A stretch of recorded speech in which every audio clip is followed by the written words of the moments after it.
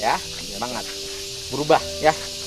Pagi itu, saat Bapak Aing sedang berolahraga, pandangannya tertuju pada seorang pengamen yang duduk di pinggir jalan bersama dua anaknya. Namanya Mang Dede, usianya sekitar 55 tahun. Kedua anaknya yang masih duduk di kelas 1S, dia ikut menemani sang ayah mengamen dari tempat ke tempat. Bapak Aing pun menghampiri mereka.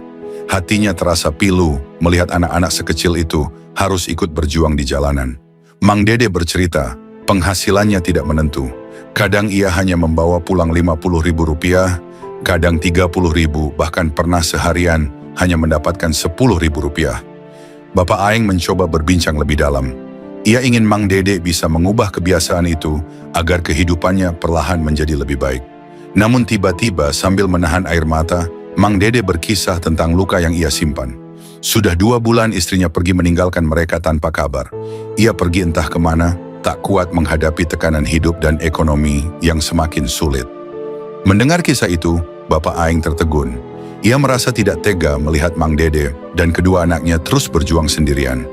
Akhirnya Bapak Aing mengajak mereka ke Lembur Pakuan. Setibanya di sana, kenyataan yang lebih pilu pun terungkap. Mang Dede ternyata menunggak kontrakan rumah selama 3 bulan. Jika tidak segera dibayar, ia dan kedua anaknya harus angkat kaki dari tempat tinggal mereka. Hati Bapak Aing semakin tersentuh. Ia lalu bertanya dengan lembut, jika diberi kesempatan usaha apa yang ingin dijalankan? Mang Dede terdiam sejenak. Dengan suara lirih ia berkata bahwa ia ingin berjualan nasi uduk, karena dulu ia pernah bekerja sebagai juru masak di sebuah kapal kayu. Namun keinginan itu hanya sebatas mimpi, karena ia tidak memiliki modal. Tanpa banyak kata, Bapak Aing pun memberikan sejumlah uang yang cukup untuk membayar tunggakan kontrakan, serta biaya hidup mereka selama sebulan, agar Mang Dede dan kedua anaknya tidak lagi harus mengamen di jalan.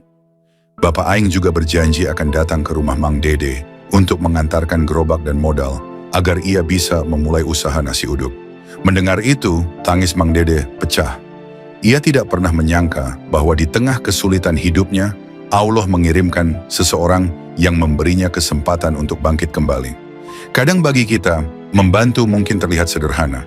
Namun bagi orang lain, bantuan itu bisa menjadi harapan baru untuk memulai hidup kembali. Jangan pernah ragu berbuat baik, karena satu kebaikan kecil bisa mengubah masa depan seseorang. Ini saya bayarin kontrakan Bapak dan bekal untuk seminggu. Nanti Bapak saya siapin gerobak untuk jualan nasi.